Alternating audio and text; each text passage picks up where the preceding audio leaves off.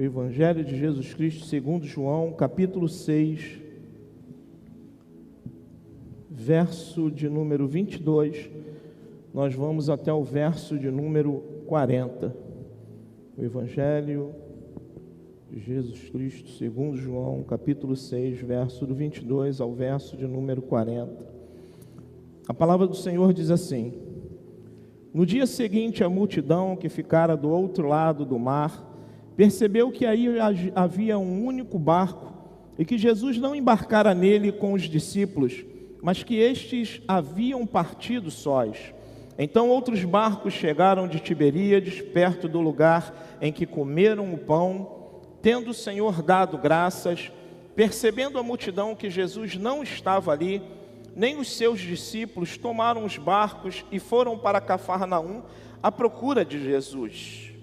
E encontrando-o no outro lado do mar, perguntaram-lhe: Mestre, quando chegastes aqui?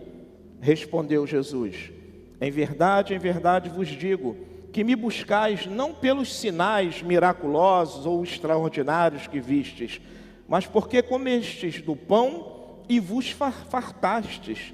Trabalhai não pela comida que perece, mas pela comida que permanece para a vida eterna, a qual o Filho do Homem vos dará, porque Deus, o Pai, o marcou com o seu selo.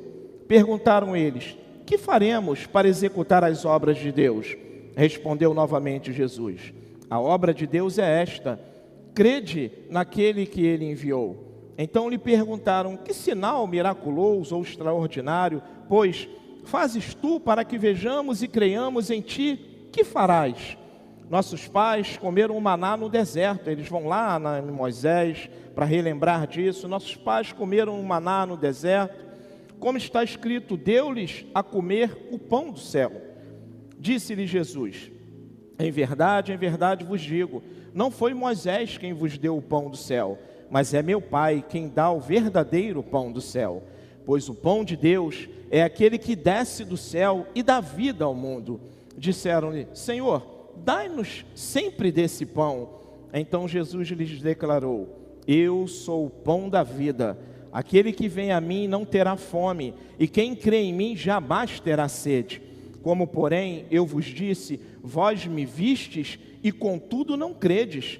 Todo aquele que o Pai me dá, virá a mim, e o que vem a mim, de maneira nenhuma lançarei fora. Pois eu desci do céu, não para fazer a minha vontade, mas a vontade daquele que me enviou. E esta é a vontade daquele que me enviou, que eu não perca nenhum de todos o que ele me deu, mas o ressuscite no último dia. Pois a vontade do meu Pai é que todo aquele que vê o Filho e nele crê, tenha a vida eterna, e eu o ressuscitarei no último dia. Vamos orar ao Senhor. Pai, nós queremos te louvar pela tua presença. Queremos louvar, Jesus, pela tua presença neste lugar, a qual nós sentimos, fomos ministrados, estamos transbordantes, ó Deus, dessa presença. E queremos pedir que o Senhor continue comigo nesta noite, que o Senhor possa me usar como instrumento nas tuas mãos, e que o teu Espírito, Senhor, me use da forma que tu queres para falar com os teus filhos. Assim nós oramos, e oramos em nome de Jesus. Amém. Poder assentar, meu irmão. Queridos, eu acho que eu não teria nem a presunção e nem muito menos a ousadia de perguntar para Jesus quem eu sou para Ele. Porque eu acho que tudo o que Ele já fez, tudo o que Ele vem fazendo e tudo o que Ele continuará fazendo eternamente, já diz para todos nós quem nós somos para Ele. Mas se eu posso dizer assim, eu seria um pouco ousado ou presunçoso em perguntar para você e trazer como tema para essa mensagem: o que Jesus é para você? O que Jesus é para você? Se a gente sabe o que nós somos para Jesus, nós também deveríamos saber o que Jesus é para nós. Essa passagem de João, capítulo 6, Jesus ele está diante da multidão, e essa multidão vê Jesus operando milagres, essa multidão vê Jesus proferindo palavras, mas diante das palavras que Jesus profere, diante das palavras que essa multidão ouve de Jesus, pessoas entendem de uma forma errada, pessoas entendem o que querem entender, ou pessoas entendem por não conhecer aquele que está falando, ou seja, aquele o qual as palavras estão saindo dos seus lábios. Um exemplo disso nós vimos no verso de número 28, do próprio capítulo de número 6, quando esses que estão ouvindo de Jesus começam a fazer algumas indagações para Jesus. E no verso de número 28, eles dizem assim: o que devemos fazer para realizar as obras de Deus? Como se Deus exigisse deles alguma obra da lei para que eles pudessem conquistar a vida eterna. Eles lançam essa pergunta para Jesus: o que nós temos que fazer? E Jesus, prontamente, bem claro, bem sucinto, bem interpretável, Jesus responde. Porque Jesus, ele sempre nos responde. Jesus, ele nunca nos deixa sem resposta. O problema é que muitas vezes a gente quer que as respostas sejam no nosso tempo, na nossa hora, e quando um pouco mais além, a gente quer que a resposta seja a resposta que a gente quer, não é a resposta que Jesus quer. Mas Jesus, ele sempre responde. E Jesus, se valendo dessa pergunta, no verso de número 29, ele diz: a obra de Deus é esta, que creias naquele que por ele foi enviado. Mas a conversa não acaba. Está só no início de uma conversa, de um diálogo. Então a multidão reage de uma forma que demonstrava toda a sua cegueira espiritual. A multidão reage de uma forma de desconhecer quem é Jesus. A multidão reage de uma forma que deixa bem claro na sua fala que eles não tinham a plena convicção de quem era Jesus. E apesar de eles terem visto um pouco antes, Jesus andando sobre o mar e fazendo a multiplicação dos pães e dos peixes, alimentando quase 5.000 homens, como a própria palavra diz. Então, apesar deles verem tudo isso, eles mostram uma cegueira espiritual e um completo desconhecimento de quem era Jesus. É nítido na conversa, está expresso aqui para nós. E no verso de número 30, do mesmo capítulo número 6, eles continuam indagando Jesus. Que sinal fazes para que vejamos e creamos em ti? Quais são as tuas obras? Mais uma pergunta que eles lançam para Jesus. E olha que eles tinham presenciado tudo isso. Eles tinham visto algo sobrenatural, algo extraordinário, algo, como o texto diz, miraculoso. Jesus pegaram alguns pães e alguns peixinhos e alimentaram uma multidão. Mas por que eles disseram isso? Porque eles tinham esquecido desse milagre? Eles tinham esquecido do que eles tinham visto, do que Jesus tinha feito? Não, não é isso não. Na verdade, eles estavam diante dessa palavra de Jesus e achavam que a multiplicação dos pães e dos peixes não tinha sido algo tão extraordinário assim. Às vezes a gente está querendo isso de Jesus. Às vezes a gente acha que Jesus ele só pode fazer o extraordinário. Ele não pode usar um irmão para falar contigo. Ele tem que usar uma mula. Às vezes a gente está assim, querendo algo extraordinário. Mas é isso que eles estão dizendo, mas... Por isso que no verso de número 31 ele diz: nossos pais comeram o maná no deserto, como está escrito, deu-lhes a comer pão do céu. No raciocínio lógico ou ilógico dessas pessoas, para eles, Moisés, eles achavam que Moisés tinha realizado algo ainda maior do que os feitos de Jesus. Esse é o pensamento deles. Basicamente, eles estavam dizendo que se Jesus fosse maior do que Moisés, Jesus precisava fazer algo extraordinário para mostrar isso. Se tu é maior do que Moisés, você precisa fazer algo mais extraordinário. Algo muito maior que o milagre do maná.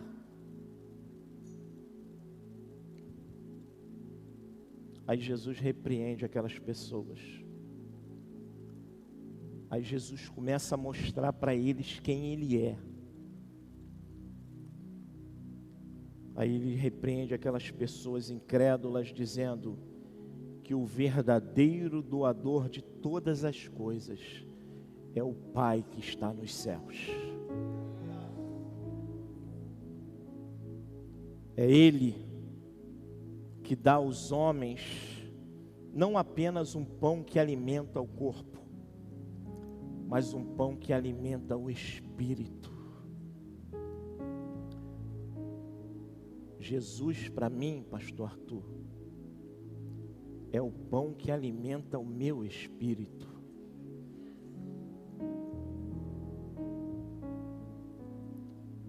É Ele que dá o verdadeiro pão do céu.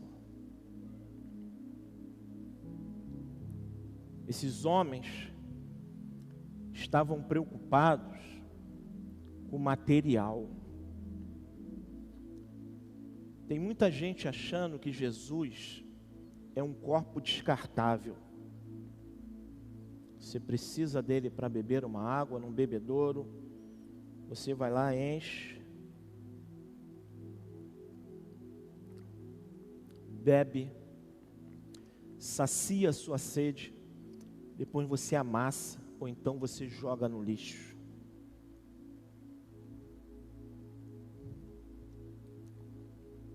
Eles estavam preocupados com maná, com algo gostoso, prazeroso, algo que não lhe custasse nada. Tem muita gente assim, achando que a gente não precisa pagar nenhum preço.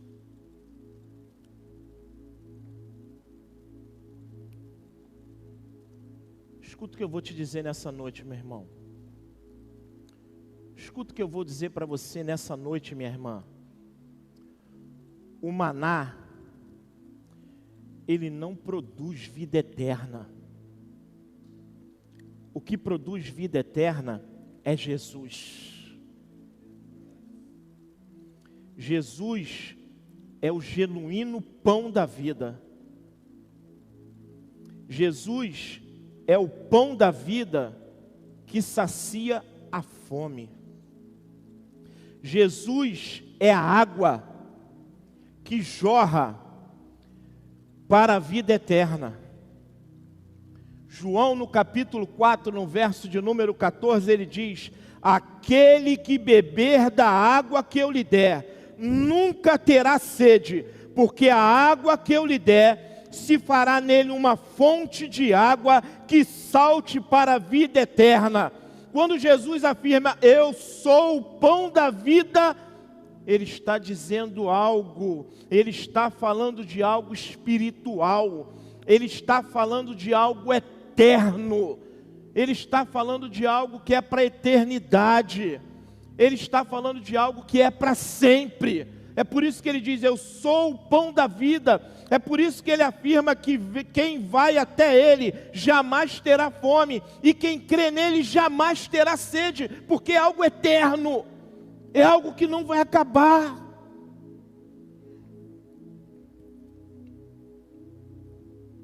Ele sacia a fome e mata a sede. Fome e sede espiritual. É interessante notar que Jesus Cristo, quando diz que a fé deve ser depositada nele, e não em milagres e sinais que ele faz, ele ensina algo para nós. Porque se nós entendermos que o milagre, por maior que seja esse milagre, ele nunca será suficiente, e ele nunca terá base para regenerar o pecador. E após essa regeneração, produzir fé no seu coração. Não, por maior que seja o milagre, não é o milagre que vai regenerar o pecador. Quem regenera o pecador é Jesus Cristo. Se a gente for analisar, tanto o momento em que Jesus ressuscita Lázaro, e o momento em que Ele mesmo ressuscita, quando Jesus ressuscita Lázaro, Ele não consegue gerar fé, nem nos saduceus e nem nos fariseus. Porque após Jesus ressuscitar Lázaro, o que eles queriam fazer? Matá-los. Matá-lo. Eles se reuniram, os saduceus e os fariseus, porque eles queriam matar Jesus. Quando Jesus ressuscita, os judeus tentaram esconder essa notícia. Está lá em Mateus 28, do verso 11 ao 15. E é por isso que Jesus fala à multidão, no verso 6, capítulo 6, verso de número 36. Porém, eu já vos disse que, embora me tenhas visto, não credes. Eles viram os milagres, eles andaram, eles conviveram, eles presenciaram. Muitas vezes a gente está vendo, muitas vezes a gente está presenciando, mas muitas vezes não cremos.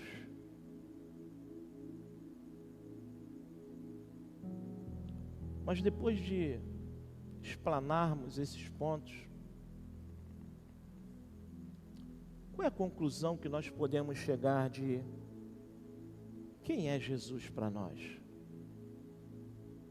Quem é Jesus para você? Jesus é o alimento eterno que proporciona a vida eterna e que foi marcado e selado pelo Pai.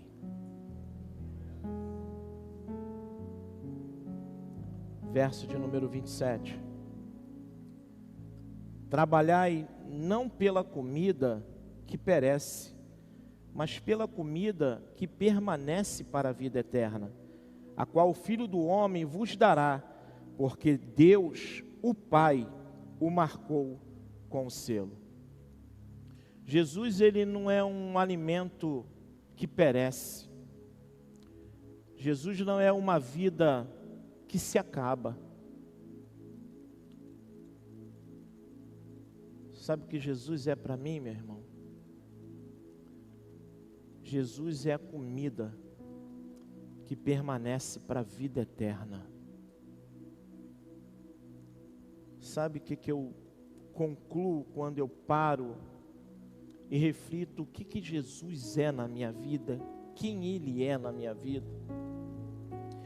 Eu concluo que os meus esforços, eles precisam estar centralizados no que é eterno e não no que é temporário. Eu concluo que eu preciso viver Jesus todos os dias na minha vida. Eu concluo que eu preciso lembrar da obra redentora de Jesus todos os dias.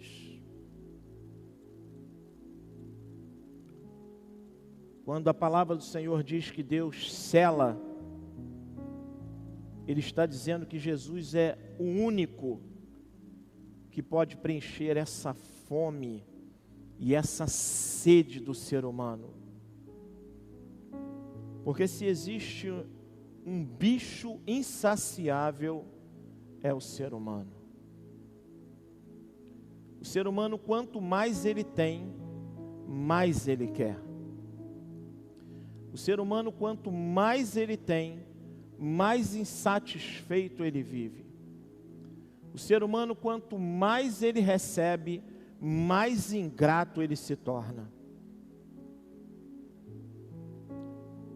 Mas quando Deus diz que selou, Ele está dizendo que é Ele, Jesus, que vai preencher toda essa fome e essa sede espiritual do ser humano. Quem é Jesus para você? Jesus é o enviado de Deus, é a expressão do amor de Deus. Verso de número 28 e 29. Perguntaram eles: que faremos para executar as obras de Deus? Respondeu Jesus: a obra de Deus é esta: crede naquele que Ele enviou. Quando Jesus é enviado, Ele é enviado porque Deus nos amou primeiro. A própria palavra diz isso.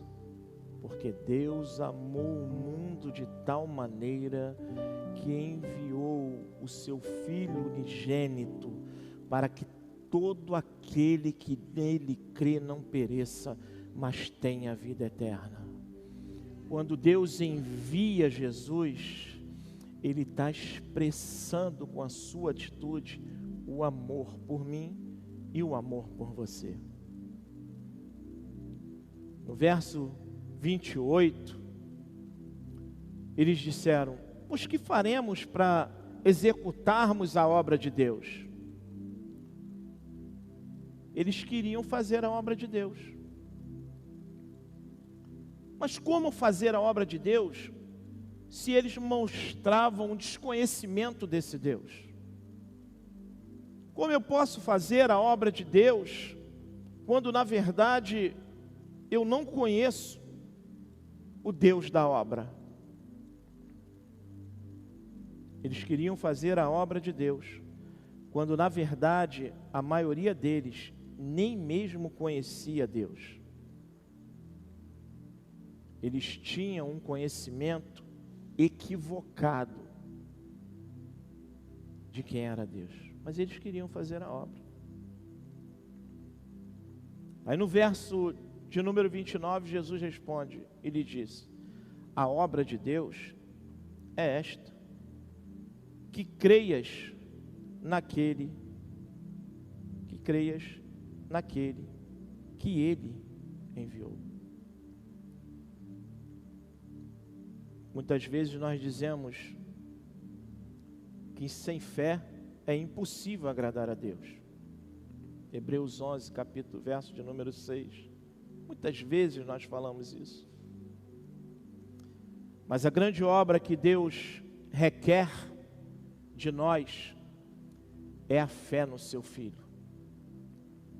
É a fé que nós precisamos depositar naquele que Ele enviou. Você tem depositado a tua fé em Jesus Cristo?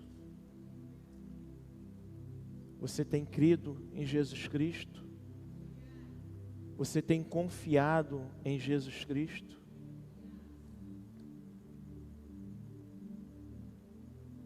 Quem Jesus é para você? Jesus é o verdadeiro pão do céu que trouxe a vida ao mundo.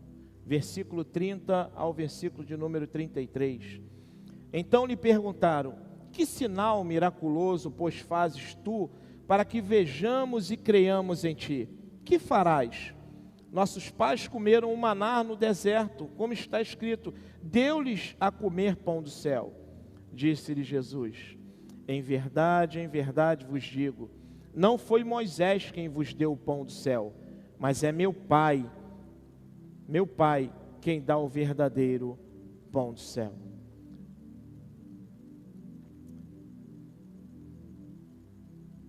O verdadeiro pão do céu é o Pai que deu. Quando eles dizem: Moisés não vos deu o pão do céu, Moisés não vos deu o pão do céu, ele corrigiu as pessoas afirmando que não foi Moisés que enviou o maná do céu, mas sim o seu Pai, Deus o Pai. E ele diz: mas meu Pai vos dá o verdadeiro pão do céu.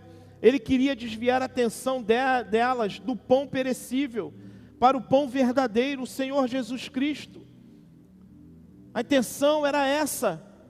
Eles estavam muito focados no material, porque quando a gente vai ver o capítulo de número 6, que os discípulos, que a multidão persegue, que a multidão segue a Jesus, a multidão está seguindo a Jesus não pelo que ele era, mas pelo que ele tinha feito. Eles estavam seguindo a Jesus porque Jesus tinha saciado a fome deles, porque estava todo mundo com fome, e Jesus multiplicou os pães e os peixes, saciou a fome deles. O próprio Senhor fala isso. Eles estão seguindo Jesus não pelo que Jesus era, mas pelo que Jesus tinha para dar. É isso que eles estavam fazendo. Eles não estavam entendendo que o verdadeiro pão do céu era Jesus. E esse verdadeiro pão do céu era Ele que traria vida ao mundo. O Jesus que nós servimos, o Jesus desta casa, é esse pão que trouxe vida para mim e para você, que trouxe vida para nós. Aí no verso 33, ele diz: porque o pão de Deus é aquele que desce do céu.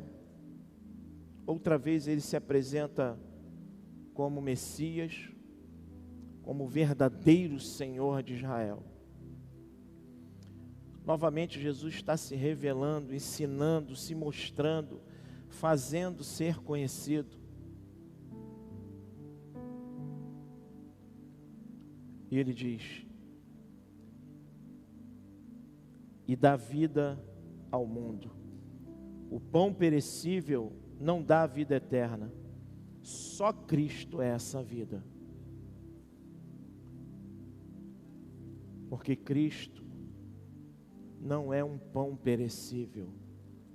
Cristo não é um pão que a gente come, mata a nossa fome, e daqui um pouco a gente vai lá, está com fome, e vai lá de novo e come mais um pouquinho.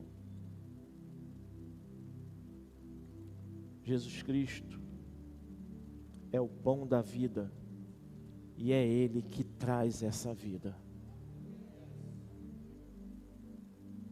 Quem é Jesus para nós? Quem é Jesus para você?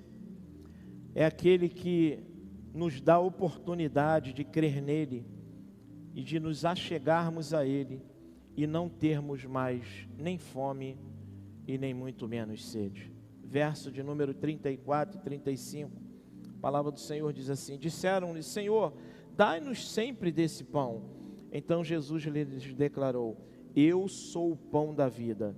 Aquele que vem a mim não terá fome, e quem crê em mim jamais terá sede. No verso de número 34 ele está dizendo: então lhe disseram: Senhor, dai-nos sempre desse pão.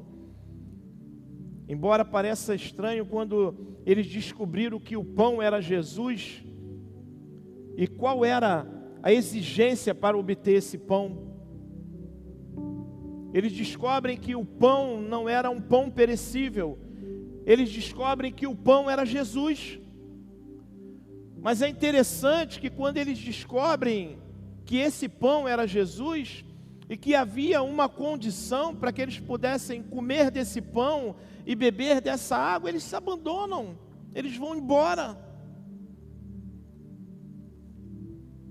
porque eles precisavam crer. Jesus diz: eu sou o pão da vida, eu sou aquele que vai matar a sua fome e saciar a sua sede, mas há uma condição para isso: você precisa crer.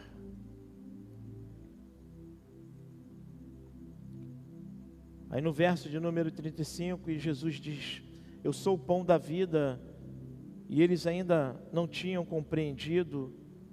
E Jesus diz: aquele que vem a mim não terá fome. Ele diz, está falando a respeito dessa fome espiritual. E quem crê em mim nunca terá sede. Ele diz respeito à sede espiritual. Mas quando eles descobrem isso, eles abandonam. Eles não querem mais seguir, porque eles queriam pegar, eles queriam algo que eles pudessem pegar, algo que eles pudessem saborear, algo que eles pudessem desfrutar sem ter esforço nenhum. Aí Jesus diz: eu sou aquele que pode saciar a sua fome e matar a sua sede, mas você precisa crer em mim.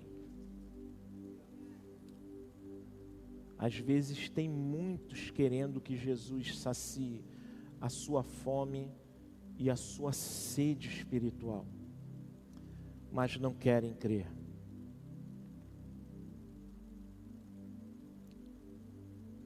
Quem é Jesus para você? Quem é Jesus para mim? Jesus é o caminho para todos os que querem a vida eterna. Verso de número 39.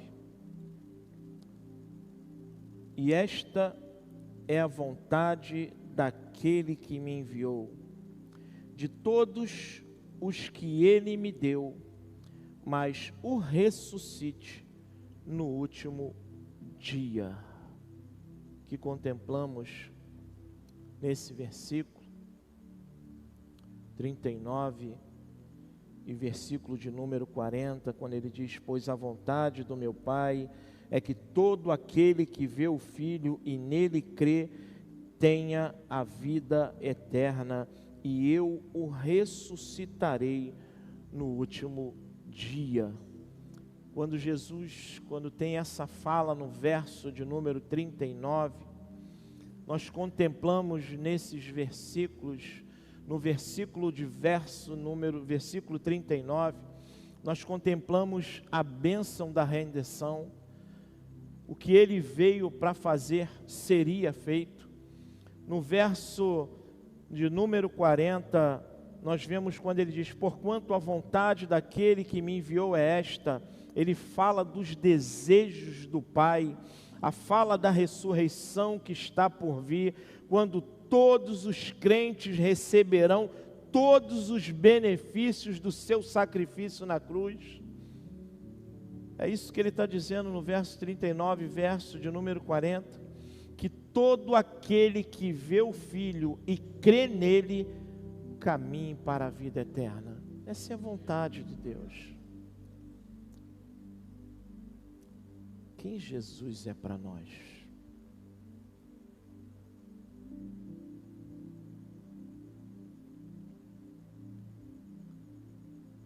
É para a gente parar e pensar. que nós pensamos quando pensamos em Jesus? Qual é o pensamento que nós temos quando falamos que servimos o Senhor? Ele é o centro?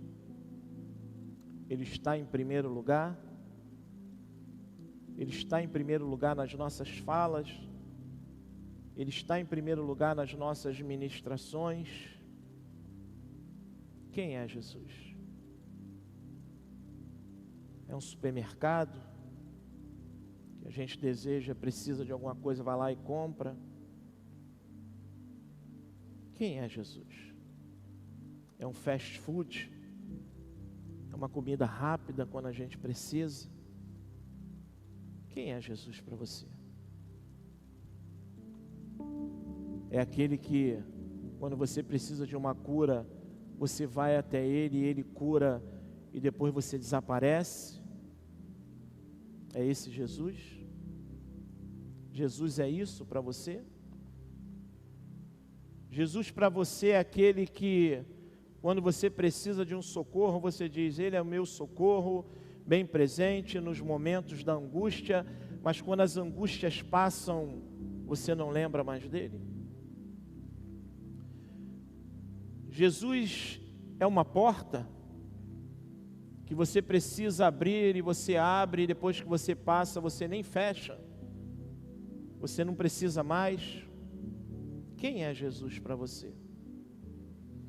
Jesus é aquele que você está desempregado, aí você vem, pede, Ele te abre uma porta, te dá um emprego, e quando você recebe o teu primeiro salário, a primeira coisa que você faz é ir para a farra, desfrutar, esquecer dele, e nem muito menos vem à casa dele dar o dízimo do trabalho que ele te deu. É esse teu Jesus? Esse é Jesus para você?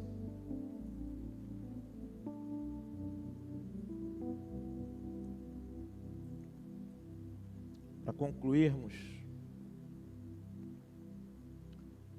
nós como pessoas, servos de Jesus Cristo, precisamos conhecer de verdade quem é o nosso Senhor.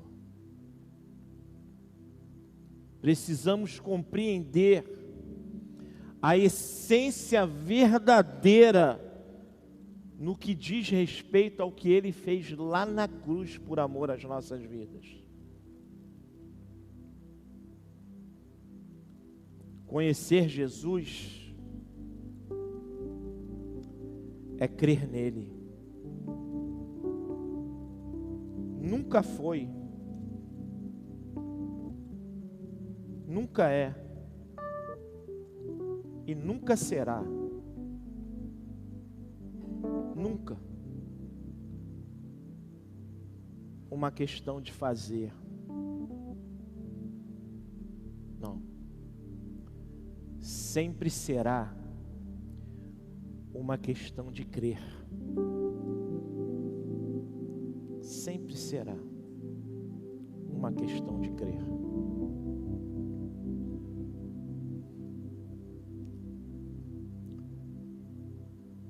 E ele diz: eu o ressuscitarei no último dia.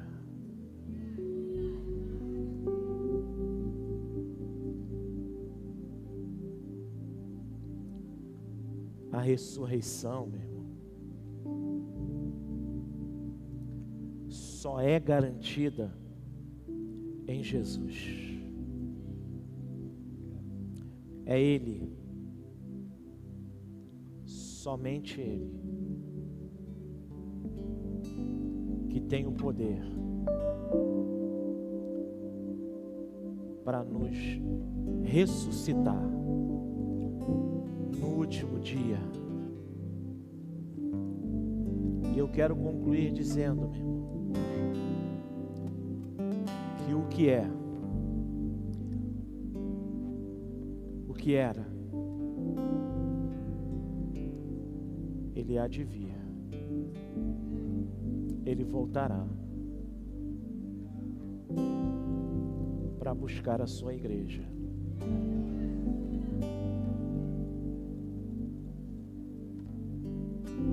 E eu quero estar preparado, pastor Arthur, para quando ele voltar.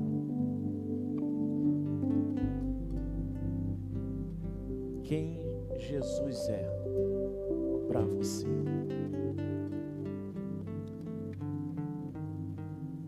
Jesus para mim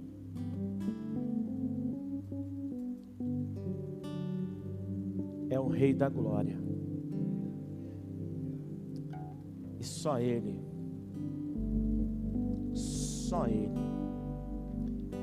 é que pode me dar a vitória. Só Ele. Porque quem pagou um preço foi Ele.